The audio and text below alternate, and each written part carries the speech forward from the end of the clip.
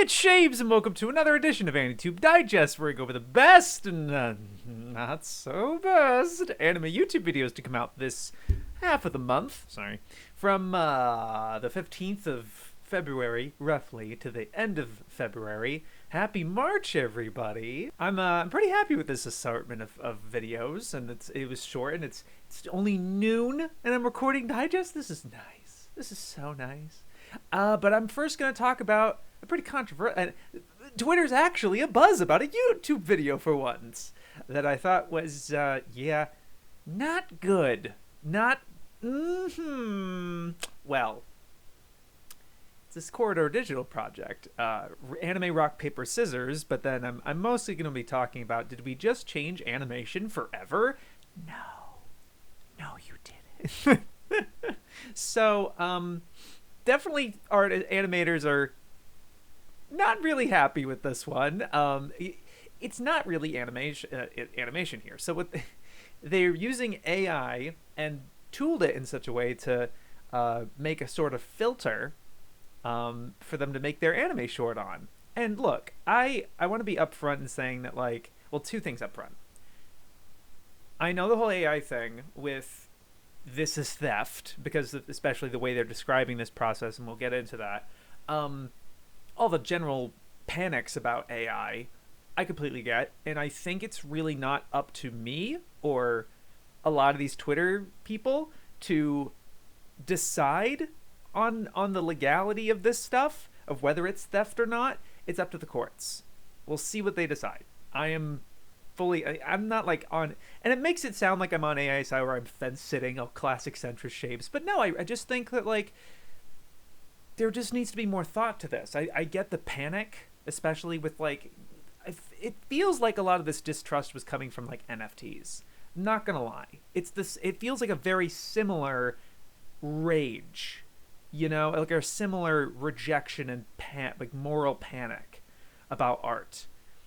I feel the same way about these two arguments, and it just needs more nuance and I don't know, just less polarity and moral panic, I guess. But it's like I just kind of want to put that conversation aside, because that's not all the reason I'm that I'm giving this a not good. It's just the short was not great, and it's just more I really wouldn't mind the creator. I love creators putting their stuff out, right? And if it's entertaining, so whatever. I think as a short, yeah, fine, entertaining. It was kind of fun. Tells a little short, complete story, but like calling it anime rock paper scissors, and then using the very specific memed and typical, like, it's like one of those 80, like Animation Dominate, or like College Humor, the way they would parody anime. It's like that, but they're trying to be sincere about it, and it's really discomforting. And not the AI thing, it really is just this, like, you really think this is what anime is? You really watched Vampire Hunter D Bloodlust and thought this is what they do in that movie? What do you do? What? So yeah, I mean, I just don't think it was a very good short if you're trying to pursue it being like anime. I think one of the reasons, the base reason, is just that I think it's a very effective piece of animation based on, it's not just the anime style. They mentioned, they kind of let slip several times in this video that it's the anime style, but they kept conflating it with cartoon and referring to their short as a cartoon or animation and et cetera, kind of throwing the same three terms all together, and there's the same thing. I mean, is it though? I actually, or whatever, but I just think there's more nuance to this stuff. And not to say that, like, the West can't replicate anime or anything. It certainly can. It's just that it feels like they're missing the forest for the trees for some of this stuff. The way they talked about animation, and I guess animation in general, but like, because this can also apply to Western animation too, even though the approaches are somewhat different. But I really, the one thing I did appreciate about this video, there's a couple of things I liked, is obviously the sincerity is there. They do genuinely like anime. I feel like I can tell that, and that like they are trying to make something cool. You know, they're coming at it from good faith. They're not out for anyone's jobs, or like there's no sinister.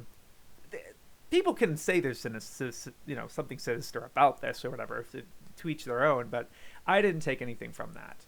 And the other thing is just I do appreciate their transparency, and he talks about the democratization of this technology a little later in the video. But then the general structure of the video I also appreciate, even though there are some holes and some unanswered questions and stuff. But I didn't make a completely thorough thing, but yeah, I did take some notes. So yeah, they started with describing the actual program and figuring out this problem of trying to use AI and make it into something a little more consistent.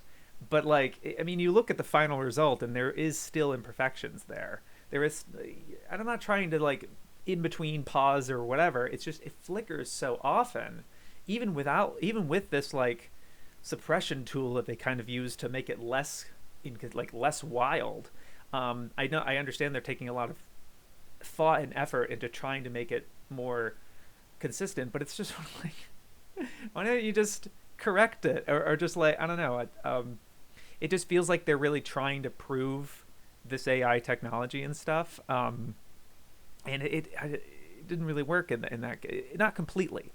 And anyway, but like, yeah, so they had some BGs and effects and assets and stuff like that, but they're kind of explaining the program first and trying to tell you about like, this is how the technology works, and this is how we applied it to make it work in this particular way. And again, I appreciate that transparency and all that. It's not a black box. I think some people have those concerns about AI being a black box, right?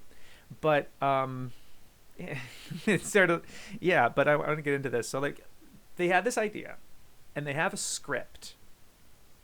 And so when I watched this short, I watched the short before I watched the explainer video, because I really didn't want to have the explainer video be influencing my, and maybe I should have watched the animation video again after the explainer one, but I don't know if that would have changed my opinion of how weird a lot of the directing shots were and how this was made. And it's like, there doesn't seem to be an actual coherent storyboard to this. And turns out, no, there wasn't. They have the script, and then they say the vocals, because that's what cartoons do. They do the vocals and then the animation, and that's problem number one. That was the first thing they made. If they're trying to replicate anime, most anime, some don't, but most do, they have the animation first, and then they mostly have like the rough, like some rough. They don't have the most finished animation, and then the voice actors do it. But the voice actor comes afterwards, or kind of, you know, separately from once they have the script and the storyboarding, and they're doing some rough timing and stuff like that. And that's why the mouth flaps are the way they are. I know I'm generalizing that, but like, I'm almost positive that's the order in anime, at least. So they're not replicating anime already right out the gate before they do any animation. They're already kind of bleeding in with Western sensibilities, right? And that's kind of what ends up happening, right? They have their vocals, and I'm going to skip a little later in the process once they're having the green screen, when they're performing the animation, because this is a filter. This is really just like them acting and doing these poses and stuff, and then putting the AI on top of it and calling it animation. Where's it going with that? They're kind of like mouthing the lines as if to replicate the dissonance of anime lip flaps with the voice performance. But the thing is that the way that they're doing these poses, and if you watch the final animation, it's not like anime at all, because they're not focused on striking still images, you know, on like the expression of a character. If you're looking at I'm sorry I'm all over the place with this, but like, when I was watching the short, I was like, what are they taking from? I feel like it's Vampire Hunter D Bloodlust, because it kind of looks like or at least a Kawajiri movie, because it has very detailed character designs and a very gothic aesthetic. And it turns out, yes, they took exactly from Vampire D Bloodlust specifically. And like, I'll go into more of these points and stuff like that. Oh man, I don't know how long this is gonna go, but I'm already all over the place. Yeah, it's just a lot of different things coming in. I don't think it worked. I think it was kind of yeah. So like, what ends up happening, right, is that they're kind of like having these. You see it in the thumbnail right here, the way they have the specific mouth shapes, and obviously the Vampire D has specific mouth shapes too. It's not like completely like, it's not like television animation, right, where it's like 3 different shapes or something.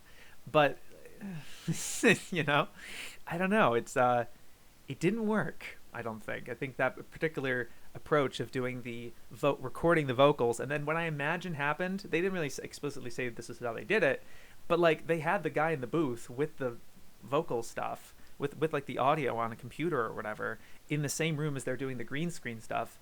I imagine they're acting as the audio is playing in the background, and they're performing to the audio they recorded.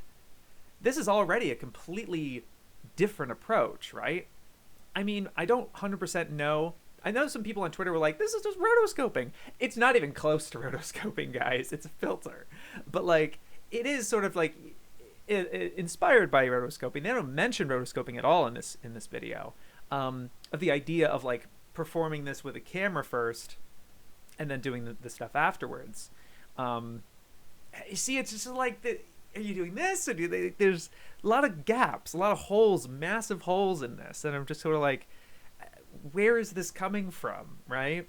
But it's just, yeah, there's a lot to this. It's very sticky and multifaceted, and it's, yeah, so they recorded the vocals right after they wrote the script.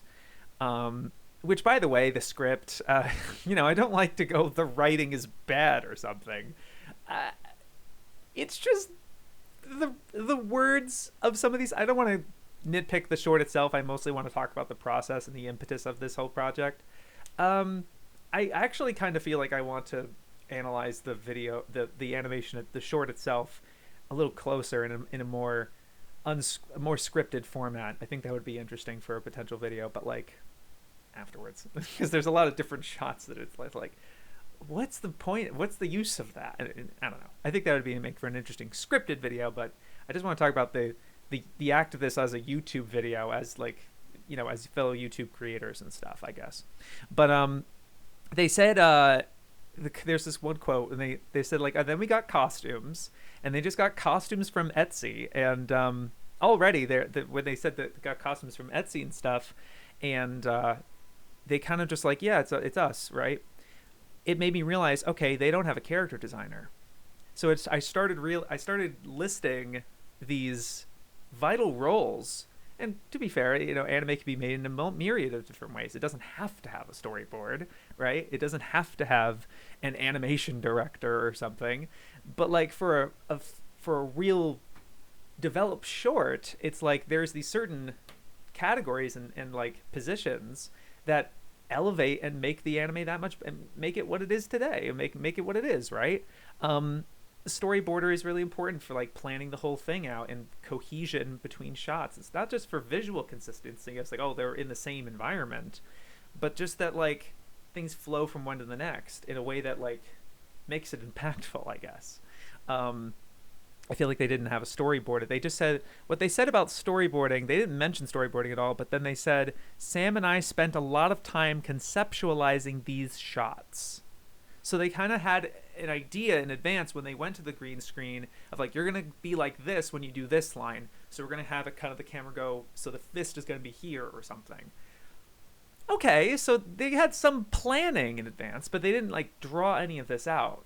Or maybe they didn't really show us or something. But like, I feel like the storyboarding would have helped with some of the cohesion, with some of the directing choices, I guess. Yeah. But they didn't have a character designer either, because there was something weird about just like these two guys who were just kind of some of the people who worked, the guy in the with the beard and the all the feathers and stuff, that he was on the thumbnail of the short. He's kind of the head mastermind of this whole thing, and working a lot of the editing and in the AI diffusion aspect, right? Um, and then this other key character, he was sort of like the royal or something. He's the one who's doing a lot of the compositing and stuff. So there's just the guys in their crew, corridor crew, but they're supposed to be twins. But you would have no idea, right? I'm not saying the twins have to be identical twins or something. You can have fraternal, sure, but like a character designer probably would have had something where you can kind of visually tell that in some capacity, not in an maybe not in an obvious capacity. I think a good character designer would find subtle ways to make these characters related to each other that you don't have to try to believe that these are twins. You know what I mean? Um, or even just the two character the costumes in particular, right? They just kind of got them on Etsy, but they look like very different worlds. One of them is from kind of like Britain, or more of a regal type of thing, the white and red and everything, and the other one is like from some kind of Viking, more Nordic, evil looking kind of thing, and it clashes weird, you know, and sort of it was hard in that immersive way. So it's like the fact they didn't have a character designer, right? And I don't know. It's sort of like that. Yeah, we just kind of got these on Etsy. We kind of, and later they talk about where they got their backgrounds and stuff. It was sort of just like, yeah, you kind of, I don't know. It's like you're underestimating the hard work that animation that's put into animation. But I'll again go into that a little more. Again, sorry, I'm jumping all over the place as usual. They had this quote about the costumes too. The doodads here. He's kind of talking about all the different little sequins and different things on the outfit. Are not going to be great for the anime style because this kind of intricate detail wouldn't be included in the illustrations because it would mean more pencil mileage for the animators, which is true, right? You don't want to have like the most lavish, intricate little thing because they still have to move. But like that doesn't mean they can't have little doodads and stuff like that. I understand the thought about simplifying these costumes in a way that, but also like you're using AI. You're not even animating it. I know you're trying to implement the style and everything, but like I don't feel like that ever stops certain, especially Vampire Hunter D. You know, like especially Bloodlust, right? Like those costumes are incredibly detailed, in subtle ways that make it easy enough to animate, right? I don't know. It's like it was like there's a strange choice, I think. And so they said they adjusted the costumes, and once it's put in the animation space, all this jank gets covered up with beautiful illustrative lines. Because the AI is just going to put that in. You know, and one of my things about AI that it's like, why can't you just edit like do the little parts that look bad and just correct this shit? I don't understand that like a lot of the AI art that comes out and everything, just correct the hands. Just like do these little touches that like, you know, you can get the picture all the way there, but you hardly did any work for that. You just got a couple of key terms, right? And so you have plenty of time now to just focus on those little parts. And then at that point, I wonder, I don't know why this hasn't been discussed really. What's to say about like art that was helped by AI, that was kind of brought most of the way there, but humans actually affected? That AI, it's not completely computer generated. Is it cheating? Is it cheating to do all these digital effects? Is it cheating to in some of the technology, like the in-betweens that you can do in some of these computer programs? Is that cheating? Where's the line here?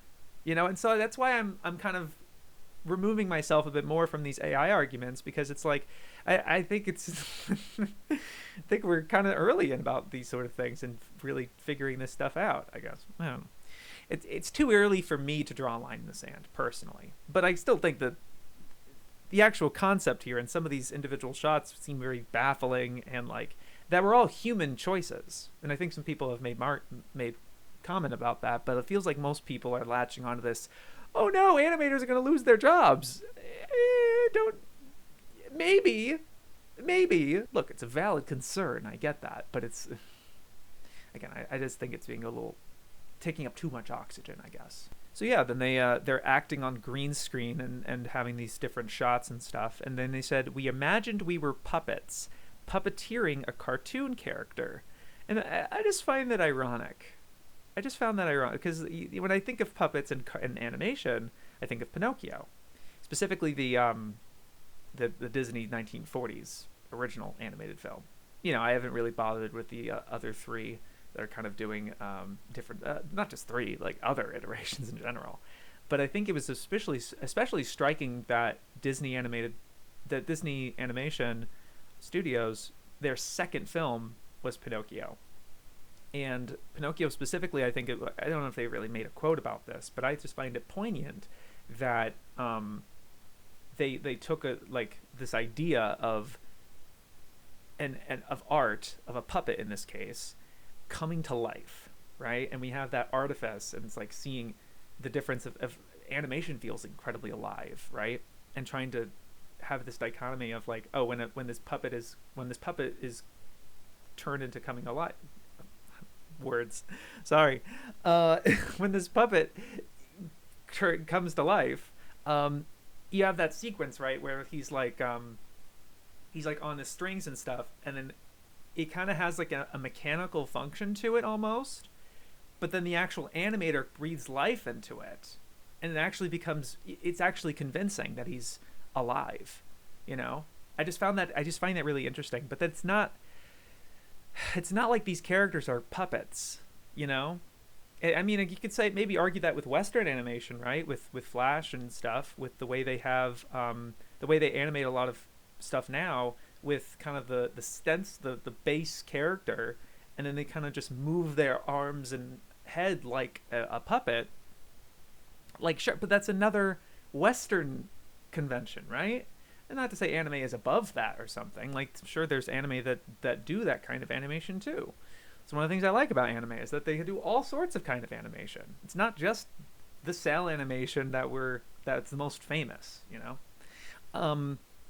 But it's like, I don't know, just the idea of where puppets puppeting a cartoon character. It just doesn't. I don't know if they really get the impetus of the kind of like the thought process of animation. I don't know why they didn't consult any actual animators. I kind of know why they didn't talk to any animators about this. The comments of this video, actually, a lot of the most upvoted ones are like, I would want you to show this and see an animator react to this short and see what they actually think. Because I don't know if it would be as positive as their results have it as, to be honest with you. And yeah, I agree. I think there's one of the best quote tweets I've seen. It was really interesting. Megumi Ishitani, you know, like the episode director for One Piece 1015 and everything, she retweeted the clip of this Japanese person uploaded a clip of this, and they used a Japanese insert song at the end of this short, which was also weird. Like the song choice just didn't match with the style they're going for. Like, would Kawajiri really use a song like this? Like, it's really kind of, it felt more like Fate Stay Night. It felt a little more ephemeral. I don't know. Not gritty. Not the kind of grittiness that they're going for with a Kawajiri movie. Which, by the way, I mean, for all the things that I'm saying about Kawajiri, they don't mention him once. They don't mention Amano, the character designer that they're taking all of this information from. Or of course the character designer for the movie itself, Yutaka Minoa. I'll talk about that later, but like, of course they're not actually giving any genuine credit to any human beings. They're just kind of crediting the art, which is such a common thing to do for it feels like animation in particular. It feels like films, at least, they credit the band, the individual members, maybe. For movies, you might have the director or the actor, right? Animation, why is it always that it's like maybe the voice actor, but like so often it feels like people just completely tune out who's behind this art for animation in particular. I don't know why. Maybe that's a generalization, but you know. Yeah, and then there's one line that was like they're basically collecting assets and cutouts when they do this green screen stuff that will pose for our comic book. He said comic book. referring to his short. And I'm like, what? Where is that? What are you doing? What is this? And like, look, it would have been nice if you made a comic book, in particular, not to say storyboards of comic books, but like visualization of the short first. Maybe they did. They didn't really discuss that, but yeah. But that was a weird line. And yeah, I don't think they storyboarded this at all. They say that they spend a long time conceptualizing this, but yeah. They had a comment on the lighting because they're like, oh, we don't have these guys are tech experts. These guys have been in the tech field and been making short films for a while, so they're really familiar with lighting in particular. And so it's cool with animation. You don't have a top light, this light, that light, that light. You just have maybe one or two, if not one, color, right? And like a flat style and stuff. And they're showing clips of like Ponyo and Attack on Titan and even though it's like, yeah. So he says like, we get to take risks. We get to try things that might break. Because boy, look at this giant crew we have. Oh wait, we have like 2 people and an actor. Now hold on. There's some things that other people have made this point as well. They're saying that this argument about like, we're democratizing this process. Anybody can do this. As opposed to like, Newgrounds animation that still anybody could have done. Like individuals could do actual animation, and what you're doing here, yeah, it's a free AI program, but you also have a green screen, really good cameras, lighting that not that much lighting, but like enough that like it's it's not shot in their bedroom or something. And you also have a lot of skill that's coming from almost I don't know how many years have been doing this, but definitely probably a decade or something, a long time of a lot of technical proficiency of doing other short films too. It's easy for you to say, I think, that that like, oh, because he's kind of lamenting the Hollywood process, because he sees that in the West. In the West, and I think he says the same for animation too. That like, oh, it's so many people to make this animation, to make anything. It says we don't have a costume department, we don't have makeup department, camera department, and they say that basically the fewer people they have working on this. See, like the 2 actors in this short are also doing some of the physical work of making this short possible, which is weird and rare, right? And I kind of like that kind of DIY type of thing. Again, it's YouTube. I enjoy that kind of handcrafted sort of thing, but like, it does only get you to a certain point. And they say they want it to be about the story and the concept, and have AI take it the rest of the way. Yeah. I guess. I don't. That's to each their own, I guess. But it's like, I mean, it's only if the quality's good, I guess. And I think there was some stuff at the root level that AI had no handle in. The choices you did of like some of these shots, and the dialogue, and the pace of the short, and some of these artistic choices that the AI that didn't take it any of the way. It doesn't help you at all. And maybe if if anything, it allows those artistic choices at the root to kind of shine, but not in the way you want them to shine, in a way that's sort of like more obvious, kind of comes to the surface a little bit, that these are a little rushed and underdeveloped basic ideas. I have no qualms. I think that the concept of a rock paper scissors game in this like intense Castlevania type of thing is neat. It's kind of fun. Maybe develop the lore a little bit or something, or that the strat. I don't know why they didn't take. When I was watching this, I was like, I don't know why they didn't take from Kaiji, man. Kaiji literally did rock paper scissors shit, and like, come on. And look, I like the purity just on the surface of they want it to be about the story and concept, and then but they don't want to put the work in. That's what it sounds like to me, right? And it sucks.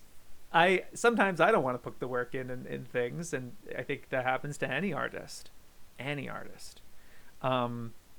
Maybe that's one reason why I don't want to speak for all artists or anything, but maybe that's one thing of what like AI is so scary to them. Maybe it's because like it's providing this easy button. You know, it's a cheat. Again, I don't think cheating in art is kind of a dumb weird thing, but like it's temptation, right? And again, I don't want to speak for all artists, of course, but it's sort of like, yeah, if you can just do that, fuck, what did I train all this for, right? Why did I do all this hard work? It's deflating, it's demoralizing. I can understand why the hot feelings come out of that, for sure. On top of all the theft and blah, blah, blah, blah, blah. But yeah, they had 120 effect shots after they did the green screen. And they say, explicitly, they took from Vampire Hunter D Bloodlust. It's free on YouTube. It's actually pretty cool. yeah, it's a cool movie. I certainly liked it. Yep, I certainly liked that movie too. But it's free on YouTube. I looked it up. They're not official uploads. It's not like there are anime movies on YouTube that you can buy or rent officially. I didn't see Vampire Hunter D Bloodlust on there. Isn't it on I didn't actually end up looking through this, but I mean it is available to buy on physical. It's not like a super obscure out of print thing. But they kind of just, promoted unofficial uploads of it on YouTube. Okay. To their millions audience. Thanks. Great. They actually ran into an interesting problem that I like, and I think this creates a better discussion. So the problem was that one of their characters has a beard, and all of the sample shots that they took from Vampire Hunter D Bloodlust, none of them have beards. That's an interesting problem.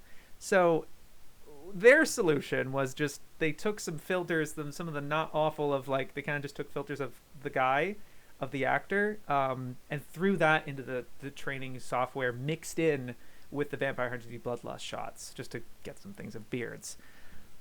And they didn't look further into it, right? They didn't look to see if Yoshitaka Amano, the original character designer of Vampire Hunter D Bloodlust, if he has any characters that have beards.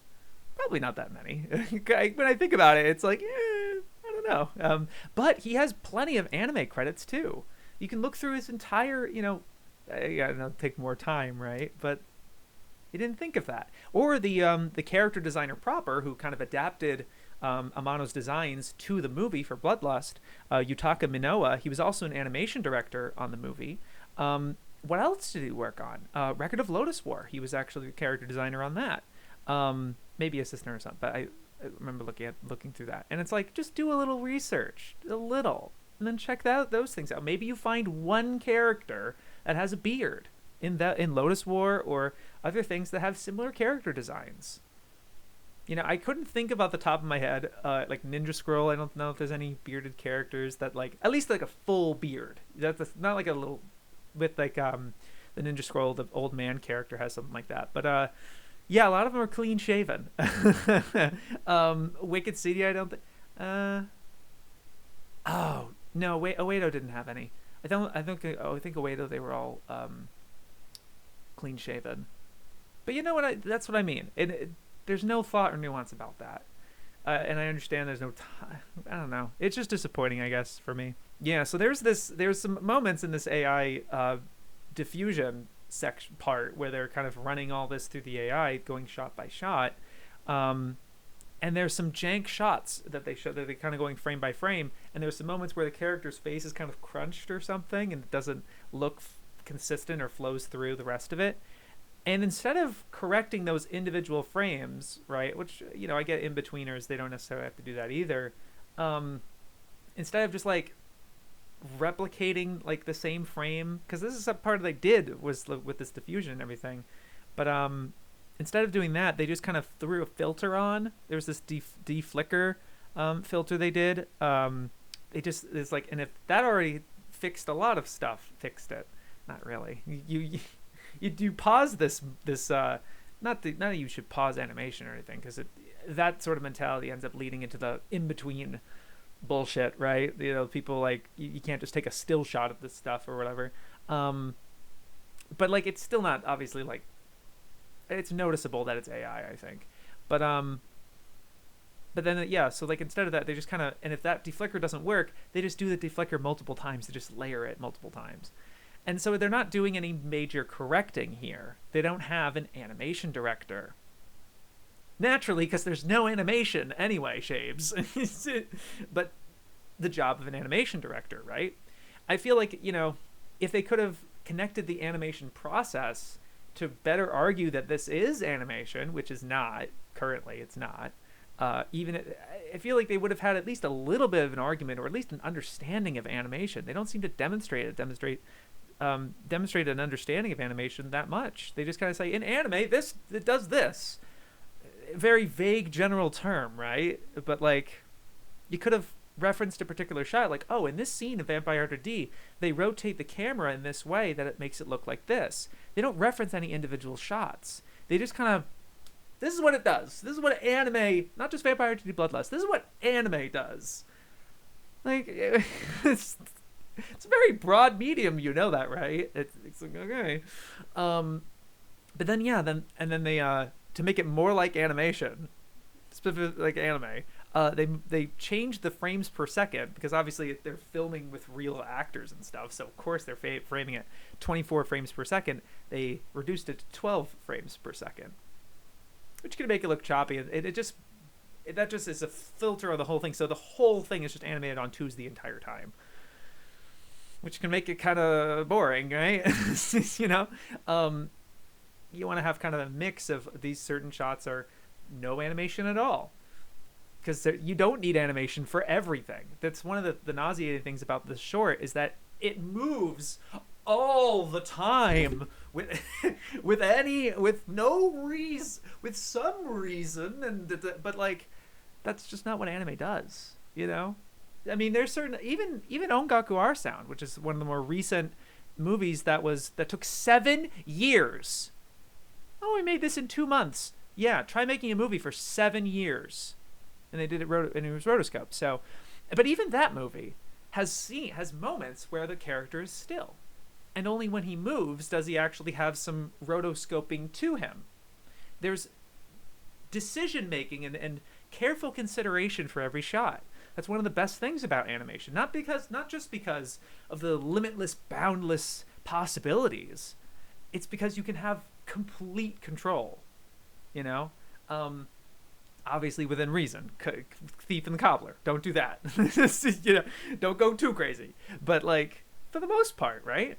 I don't know, you just take each shot and like, what does this shot need to best communicate the story? And I feel like they kind of just threw the whole thing on an even amount, like they did here, where they changed the entire thing from 24 frames per second to 12 frames per second, just to make it look like it was animated more on twos. They say more like animation, but they don't reference timing at all, or 2 frames, 1 frame, 2s, 3s, whatever. But okay.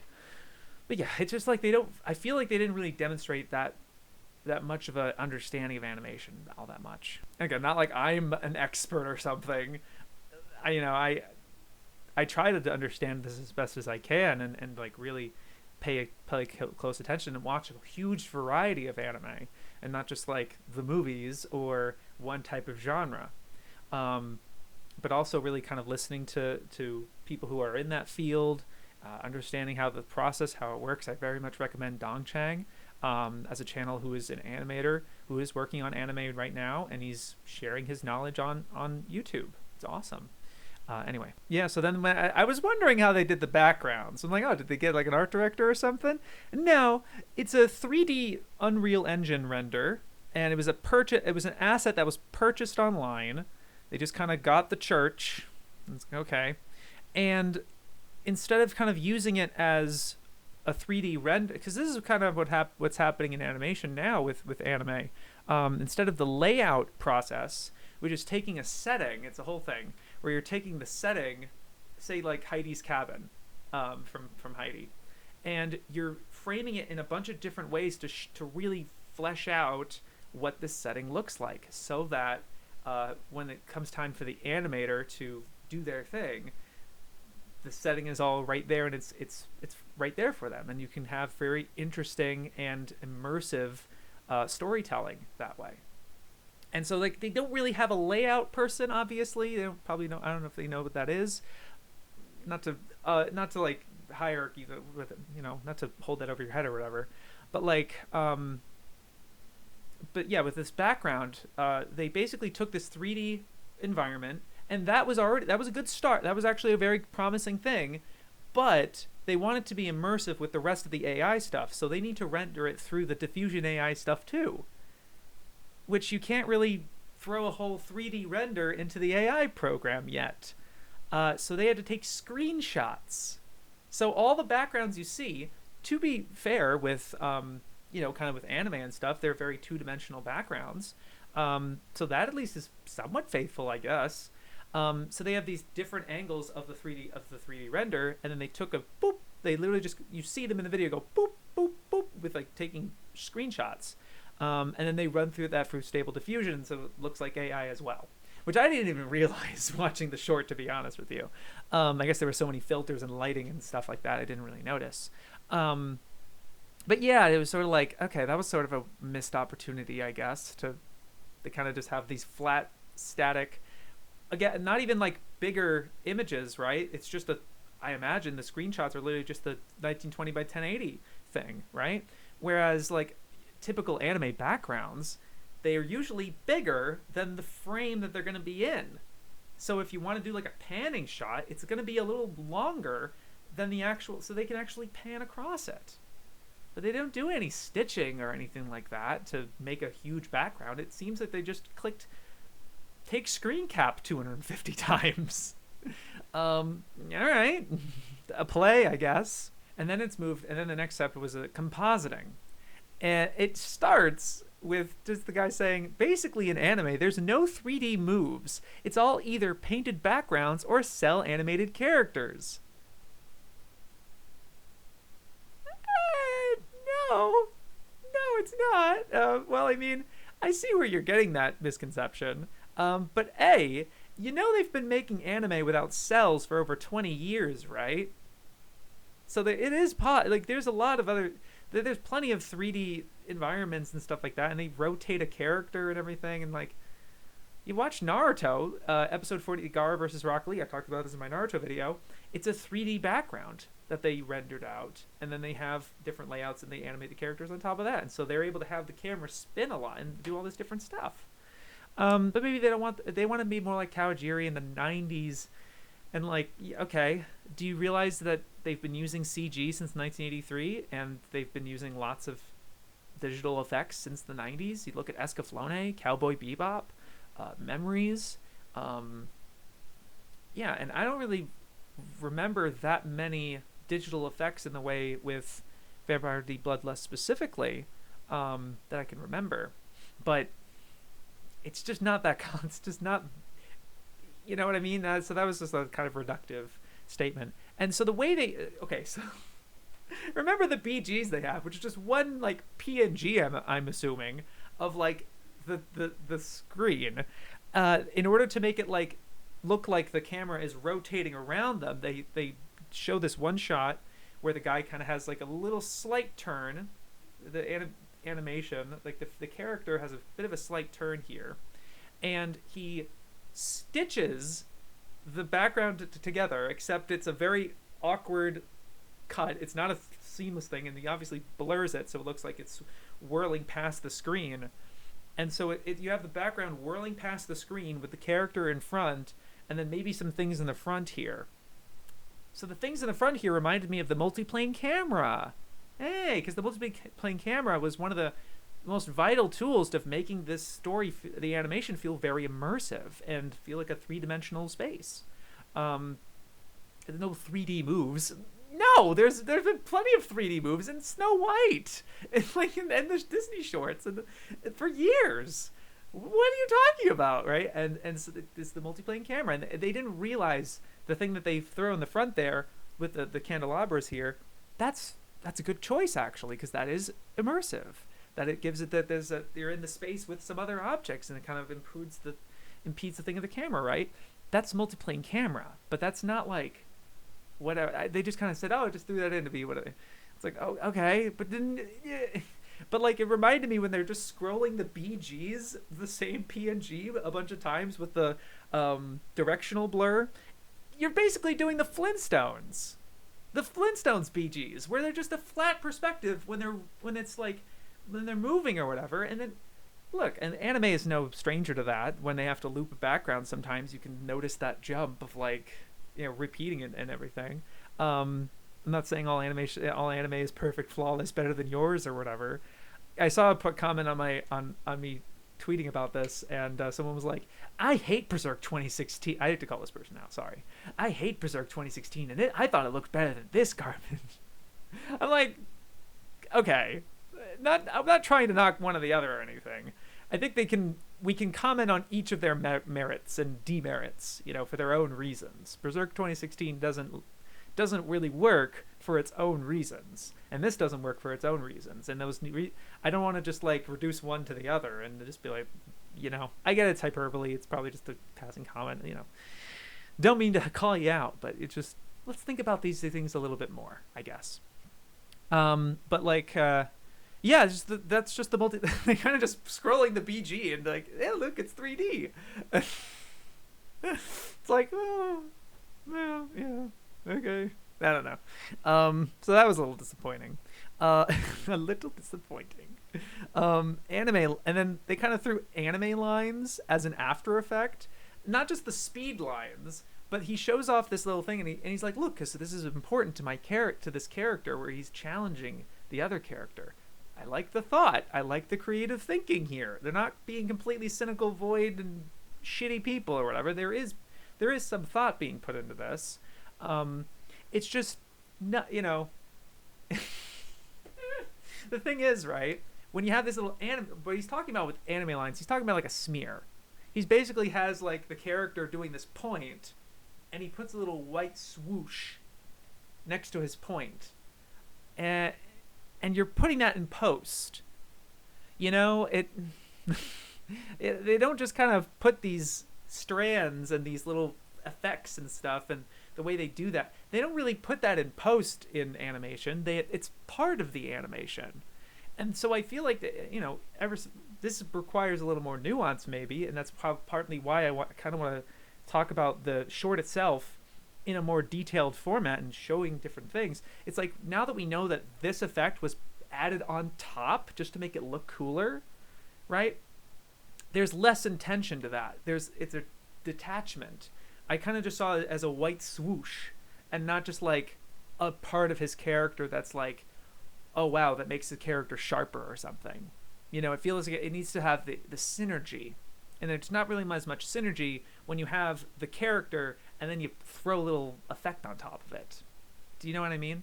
That's just my perspective on that, I guess. And then they say at the end that they add these glows, which emulate a film camera, because that's how anime was photographed. They photographed with a film camera. I'm like, yeah, it was. I'm happy, because photography is such a. I talked about r/anime awards, cinematography. It's very underrepresented and talked about in these discussions, and I think it's really fascinating. The actual capturing of this stuff, and in a way, compositing, the thing the guy's doing right now, is that filming and stuff.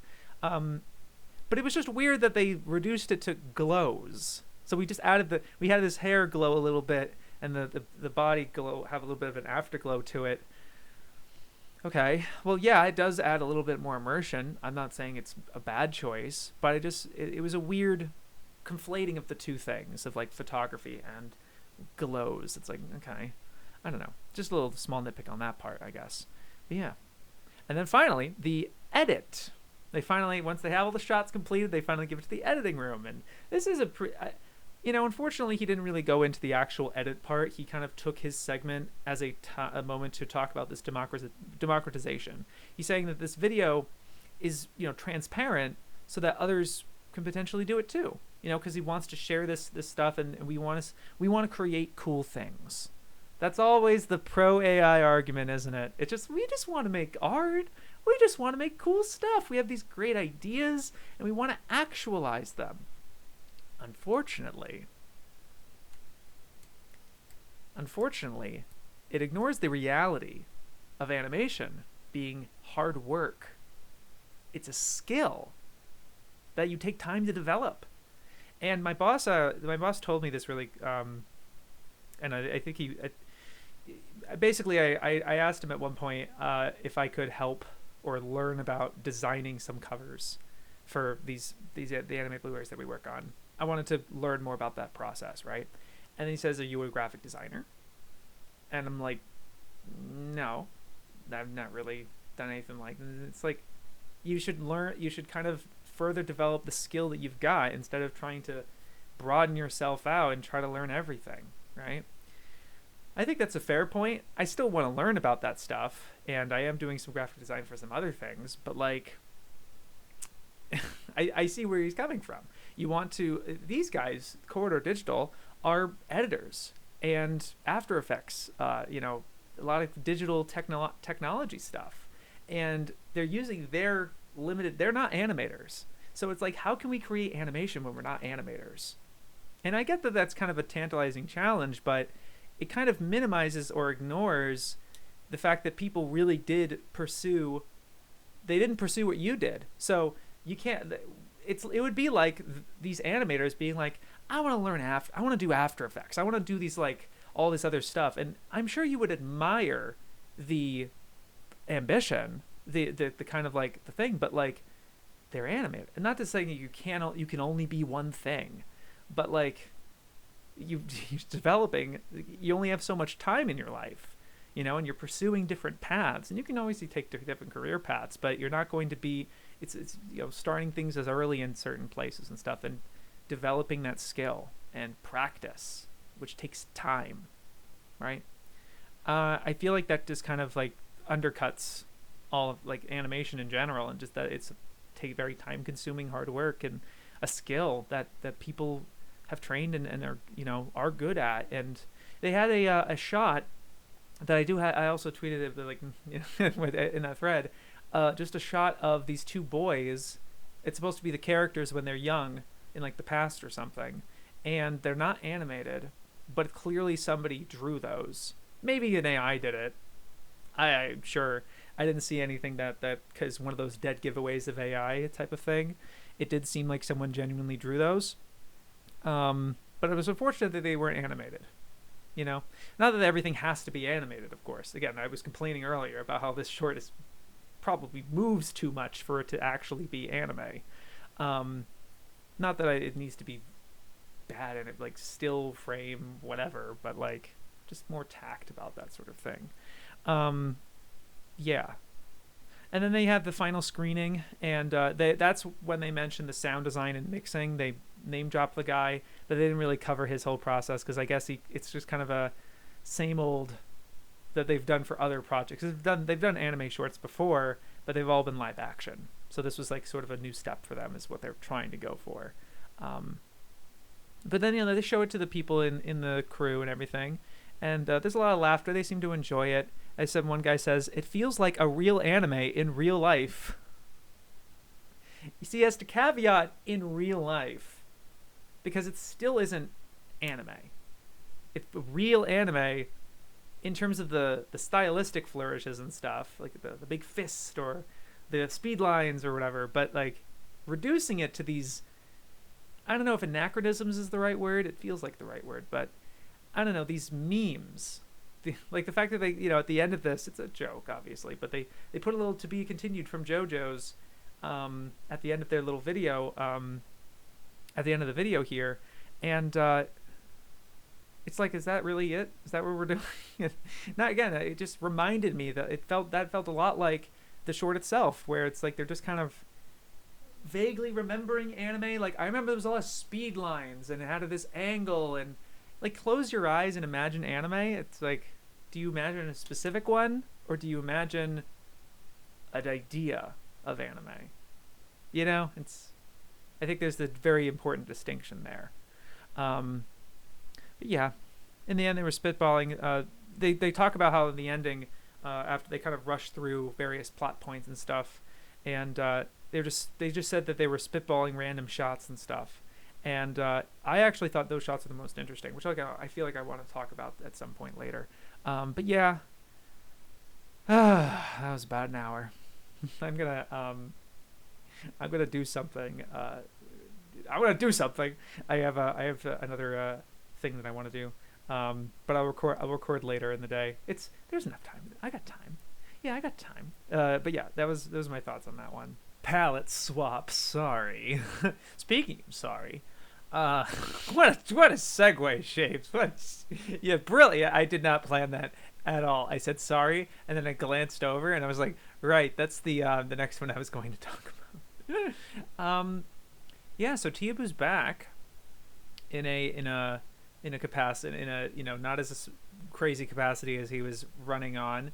And this is his kind of proper first upload in a while, in like a month or two.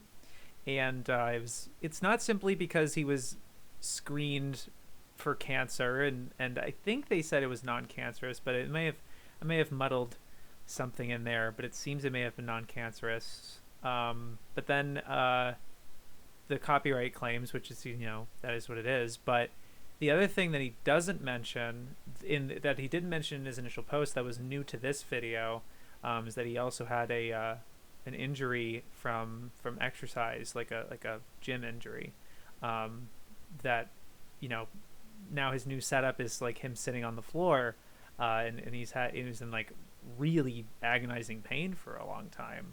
So like completely fair that he had to, whatever. And so this was just sort of an apology video, but I think it felt as much of an apology video to himself as much as it was really so much to his audience, because it's not like he promised anything and didn't deliver on that, or people, obviously people who were paying through his Patreon and everything, and he wasn't making uploads and stuff. But then like, that's not the same as like a Kickstarter or something, and that not delivering on XYZ or whatever. I don't know, or just like or doing some actual harm or wrong to his audience that he needs to apologize for. And then like, I'm not trying to, but here's the thing, I'm not like denouncing as this like you shouldn't apologize or whatever, because I think he addresses that in the video too.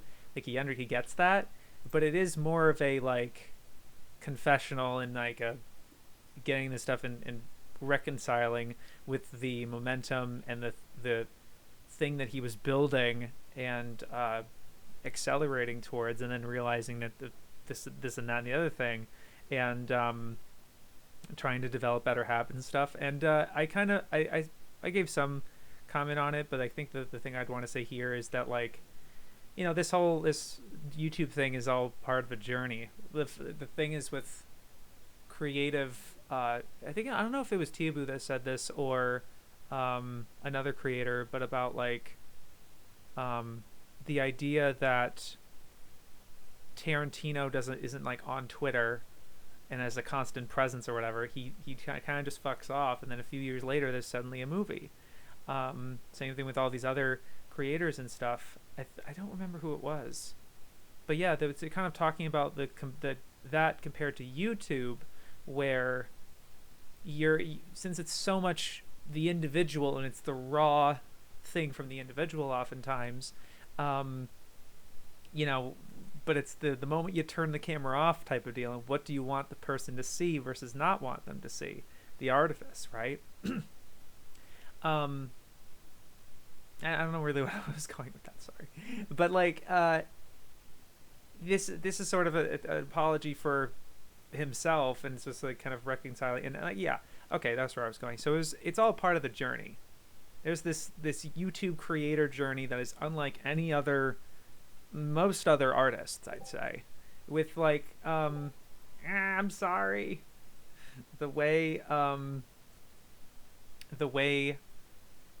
YouTubers are very transparent with their content process. Oftentimes, sometimes they're not, and they're the better ones. They're definitely the better at handling it. But that it's you put yourself out there as much as Teeaboo did, and then of course that ends up bleeding into your content itself. It ends up you as the individual become the content, right? And that's weird because it's a life. It's the person's life, right? And so that's just really hard to handle, I think. Not hard. I don't know how that comes off, I guess.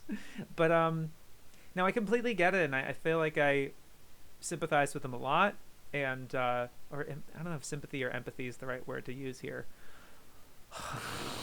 Damn it. No, it's just I really appreciated this. I think it was a good listen, especially for creatives, I'd say, of just like coming from another person like that. um yeah, I really liked it, and I'm happy that he's back on his feet a little bit. You know, he's sitting on the floor now, but like in a way that it's most comfortable. He's putting reactions out again, and finished up Edge Runners, doing Bochi and JoJo's right now, which is great.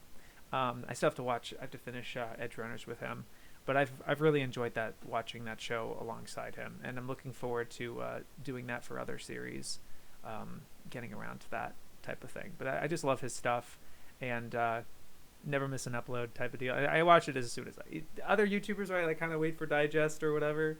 As much as I like their videos, but it's hard. I don't know, for some reason it's hard for me to motivate in that way.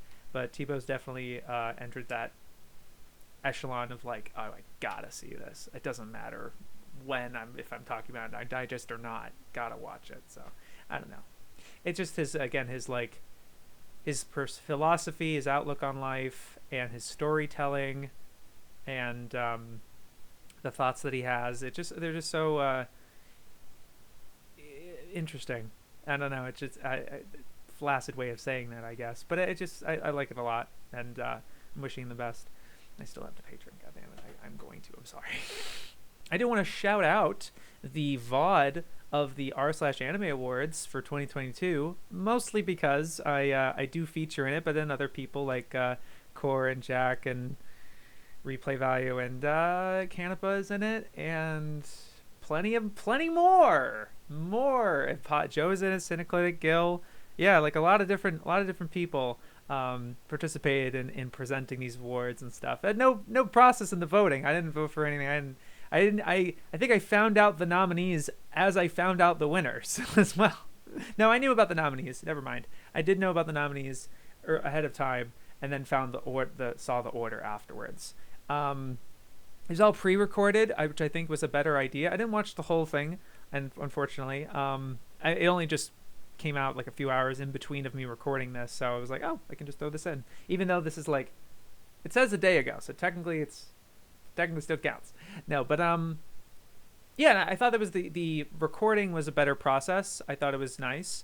Yeah, a little still like fuzzy about what specifically to talk about, I guess.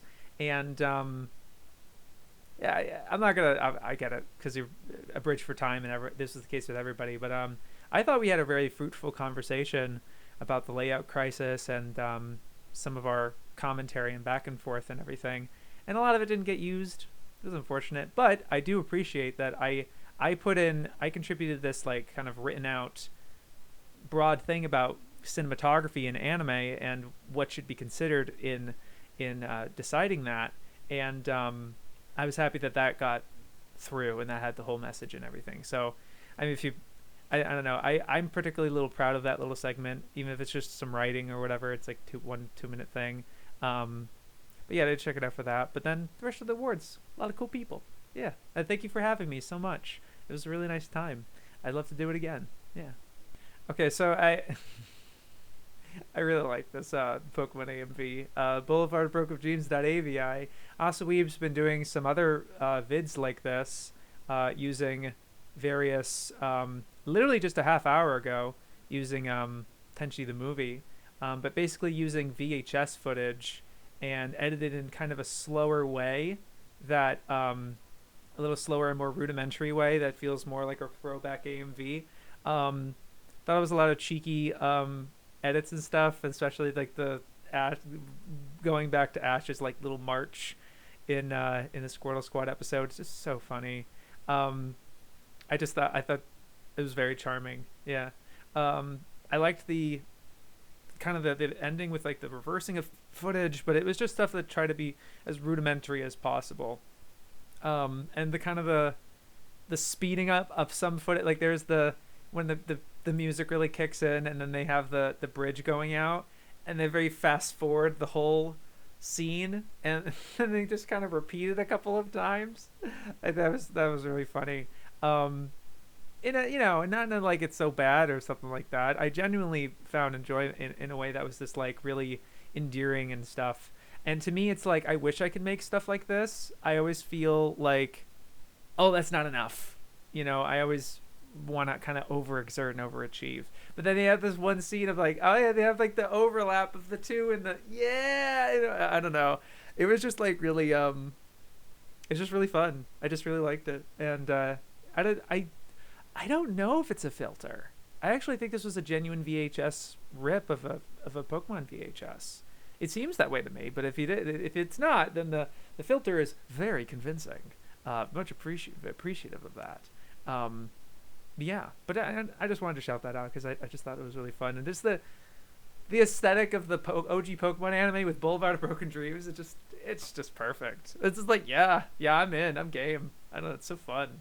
I did watch both Canipa Effect videos that he released this month about one was the Chainsaw Man myth of it not being successful because it doesn't have Blu-rays. I thought his stronger point to that was just the fact that Oricon doesn't count direct video sales from the Mappa website, which is what they were promoting, and there is evidence of like the traffic going crazy on that website when those volumes came out. So there really is no way to track how actually successful the Blu-rays are. It's not like Oricon's the be-all end-all. But the other one is just the other reason was the they don't necessarily go by disc sales anymore to quantify an anime success. But the one I wanted to talk about was this new Hunter x Hunter anime. What would it look like? It just kind of comes out of nowhere. I just thought it was kind of an interesting concept for a video. A little more speculative, and of course a little more. I always really like. I kind of lean more towards Canipa's videos that he's talking about something he has a passion for. Like he just really likes Pokemon or really likes Hunter x Hunter. It just ends up feeling like he has more, not more to say, but it doesn't feel as like journalistic, which is not a bad thing for his stuff, of course. But I don't know. It just ends up having this edge to it that I find particularly engrossing. But the one thing I would say that this didn't have, which was interesting, is that he doesn't really comment on the story implications, because he says that it wouldn't be a full remake or reboot basically. Which would be good because I really don't feel like we need a third one. It's impressive we got a second one at all. I would prefer a continuation and sort of, and his argument that it's going to be something more like Bleach's core on, core off type of thing, or every 6 months, I guess, instead. And having kind of some new staff, like the same character designer, but ultimately having a new staff and some freshness to it.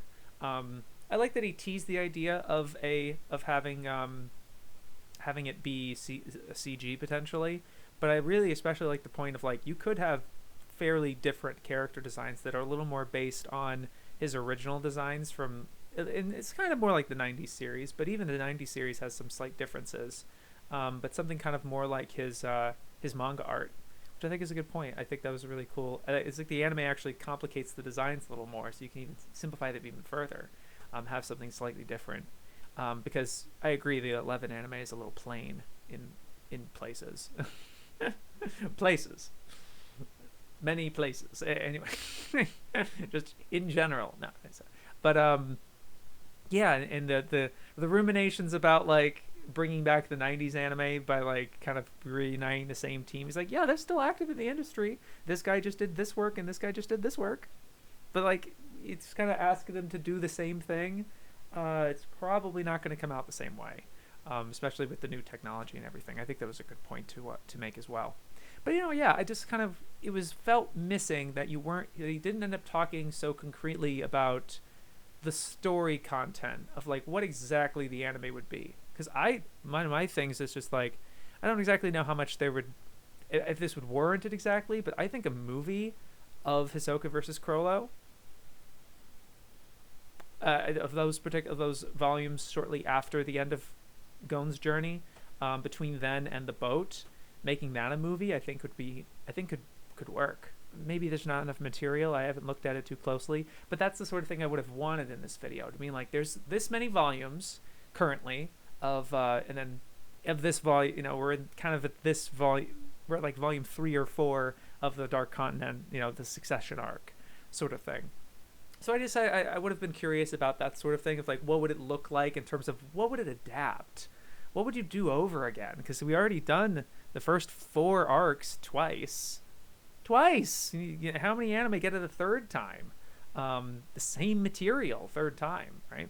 So yeah, I would have been a little more curious about that, but other than that, I do enjoy this video, and recommend it. Yeah, I was subscribed to Doreimani, just because of Doremi content, of course, but did see that this uploaded on Twitter in terms of like the sharing it and everything. I was like, ooh, the first Ojamaji Doremi English dub since 4Kids. I think several of us had no idea. It just seemed to be a stealth drop that this was on ITVX, that they dubbed the Majumirai Osaka Shite movie.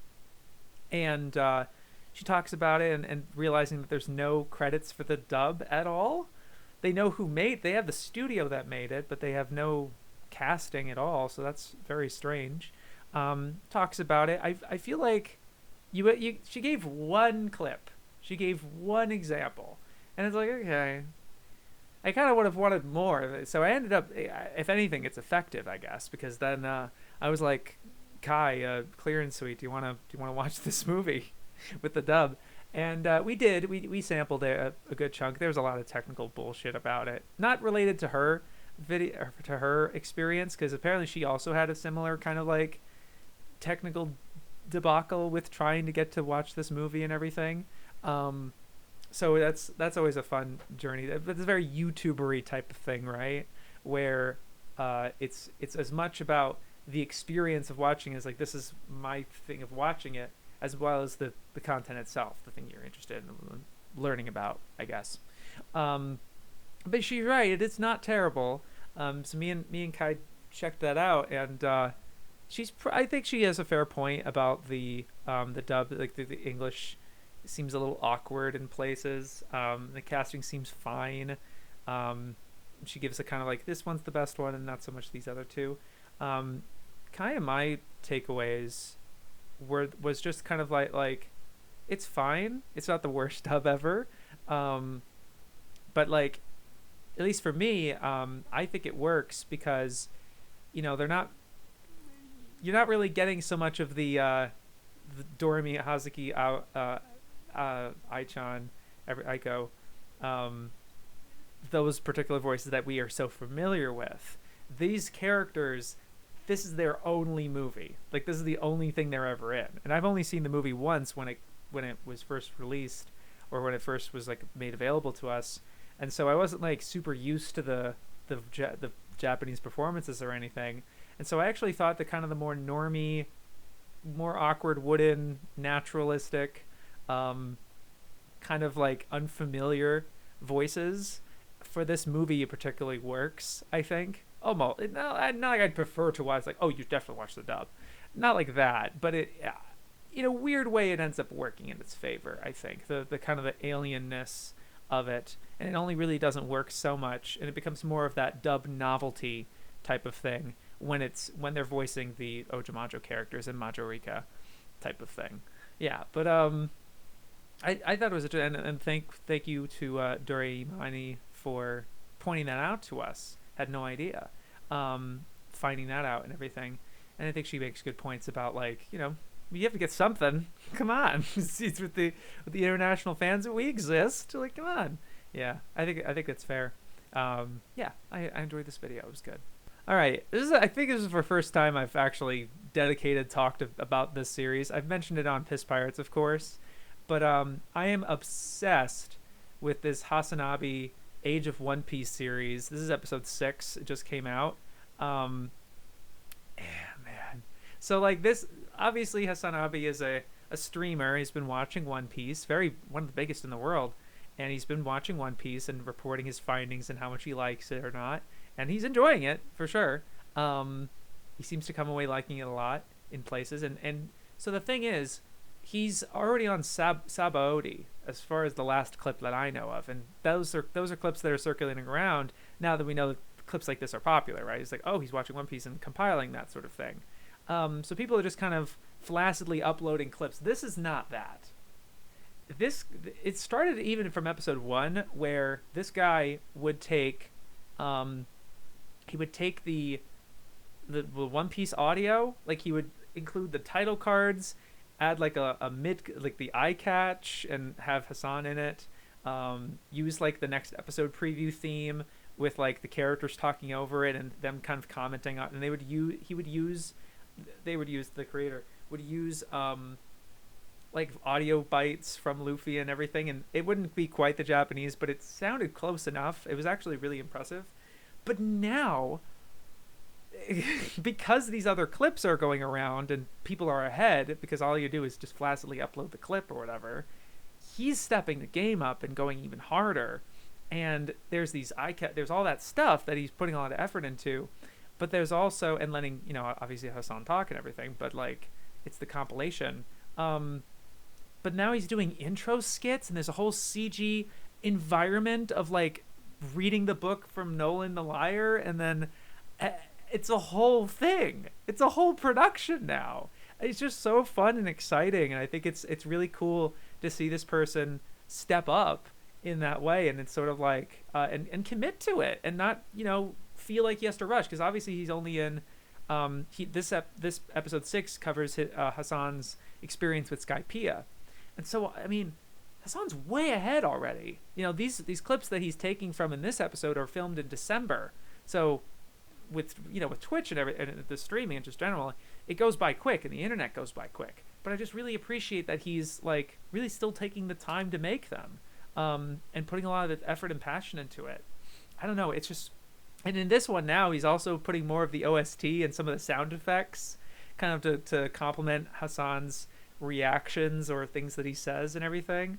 It's really fun. It's just like, it's more than just like a shitpost type of compilation thing. It feels like a lot of care is put into this. It's just really awesome. I have nothing but glowing praises to say about it. It's so funny. It's just, obviously Hasan's reactions to One Piece are very fascinating.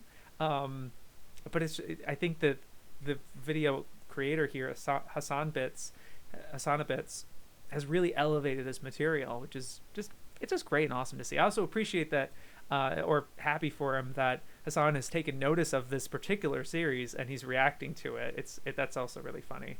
But yeah, and I just congrats. Keep up the good work is what I'll say. I never miss an episode. Love it. All right, and then these 3 videos here, these 3 that kind of impressed me the most, I guess. Yeah, love these. So the first is Roggles coming up with RoggollsMe coming up with a Sunny Boy video. You don't need to understand Sunny Boy. You don't need to get it. But you need to get it and everything. And this is kind of responding to. This isn't a direct response to a particular Twitter mutual or whatever, but I think it's a common sentiment in general. But I think he taps into something much deeper, with just this idea of getting it and the deeper meaning of this, and the kind of using this really good quote by this author. I'm not really familiar with her analysis. I'm not really familiar with her stuff, but he kind of connects it to the ending explained phenomena and all those BuzzFeed articles, and this children's show that you liked is actually super dark. It kind of leads into more reductive, annoying, or just unconstructive readings of this media, right? And this author that he's taking from, they're not trying to reject analysis altogether. And in fact, Roggles does his own sort of analysis about what there is to get out of Sunny Boy and feeling, but he's not trying to explain it. I like that he's kind of towing that line. He's both navigating and trying to understand it, but it's in a way that like feels, let Sunny Boy be Sunny Boy, doing its thing basically. And I agree with his sentiment for sure, of just like letting it like do its thing and experience it moment by moment and have that kind of enjoyment to it. Of course, I think the media that I end up resonating with the most is the stuff that I get is like, I get it, that it clicks for you and you're noticing all these things. That I think becomes an elevated thing. I agree though that I really think the best point he's making is that like lead this kind of analysis and like getting it really strains critical analysis and media literacy into this kind of a spiral useless hole of like this actual stuff's actually really dark and just like kind of laying it out for you plainly in a way that it doesn't let the media speak for itself almost. I'm sure Roggles' point is a lot deeper. To be perfectly honest, it goes which I think is part of his point about Sunny Boy as well. I felt that it was it's a pretty long video, 20 minutes, not super long, but like it's in a way that I don't know, feels like you are trying to read into it and understand it and describe it in places. And on the other hand, it's sort of like you don't have to do that. You can just because the whole you don't need to understand Sunny Boy. Sunny Boy already understands you. It didn't quite land for me personally, and not in a way like I disagree with you. It's just sort of like okay, you think that sounds nice. I don't fully connect that. I don't know, just based on the reading and based on the way the video laid out, I guess. That's not a bad thing though at all. I think that the sentiment makes that rings true here, and that just certain sentences and things that I didn't take any notes on, which I probably should have, but I watched it on my phone in bed. You know how it is. I really liked the video is what I'm trying to say. And I think he has a very good take on Sunny Boy and the handling of it. I get with some people not like taking something out of it, that's fine, but yeah, I think it's a good reading about it for sure. Wow, so STEVEM seemed to have we're addressing the end of the video about this video was supposed to be like 15 minutes, or like this is supposed to come out this like last month. Yeah, God, I hear you. This was really offbeat for him. I think, well, technically, right? I get that the Hideaki Anno problem is sort of the culmination, and that's like the first one that kind of like that. I'm just talking about his 100K barrier. I just found this interesting because like the 32 animated the movies to watch and stuff. That's kind of a nice like palate cleanser and something kind of. But this is like the next video concentrated that he worked on and everything, and it just felt like you were liberated. That you weren't. You don't. It just felt like you were making a lot of these choices that they're not as like clean, or they're a little more bolder. I mean, obviously the bold choice of being on camera in a maid outfit in the first second, I wonder, like, the retention and everything, it's sort of like you don't build to that moment at all, and I think that's bold and cool, but it's just sort of like a flash. There's yeah, so the whole video is very different from anything he's made before. Probably not completely, certainly not. And the other thing about it that I found interesting, I wish I took notes about it, but like it just felt like a lot of different stuff where automatically reminded me of a Cineclinic thing, where it's like a combination of green screen and the way that he's using 4x3 footage, which I know he did in the Hideaki Anno video as well, and probably prior to that, but just the aesthetic with the way he's combining his green screen presence with the stuff that he's showing on the screen and everything, it did feel very much like Cineclinic stuff. And then of course he's having help from Gil and Hayden and Study of Swords, and then the actual subject matter with DigiCarrot, it felt very left field for him, I guess. Not that I would say that your stuff that the stuff you've talked about is always prestigious. It just, I don't know, there's just something. DigiCarrot's just not what I was expecting you to talk about. That's all. But I really like that because it just broadens your variety. It gives you a wider net of things to talk about that are possible, right? You're not like narrow putting yourself into a box or anything. It's like, oh, now I have to talk about that, and everyone's expecting me to do this or whatever. It just felt like a very like breakout, do different stuff. Just the fact that you have this like berserk sequence in the middle of it that I don't know was explained or not. I couldn't really follow why that was there, but like I loved that. It's so creative and like earnest and cool. I don't know. I think other people might find like out of context or something, find it weird or whatever. But especially following your stuff for so long, knowing you have that background with animation and everything and these ideas, it's just so cool and creative and unexpected. I would say that this one wasn't like the most immaculate or like kind of like, oh my god, whatever. But just I think mainly the way you talk about DigiCarrot, which is very like entry by entry, kind of just sporadic stray thoughts about it. It didn't feel as concentrated. I don't know really how to describe it. It didn't really pull and arrest me for all 36 minutes basically. It kind of was like, and then this one, and then this one. It kind of kept going. I can understand why you changed the title and thumb from what it was originally, because I think you have something relating to Garfield in the title, and you reference that in the beginning of the video, but it doesn't really translate through the rest of it, or even at the end or anything. But that's okay. That I noticed, I should say. But I liked the thumb originally, but I get turning it to this one is probably was probably working better. But not the biggest hit, but I think he kind of anticipated it. I get it. But I hope that was at least fun and everything. Yeah, and I get the kind of bumpy and trying to figure stuff out and everything.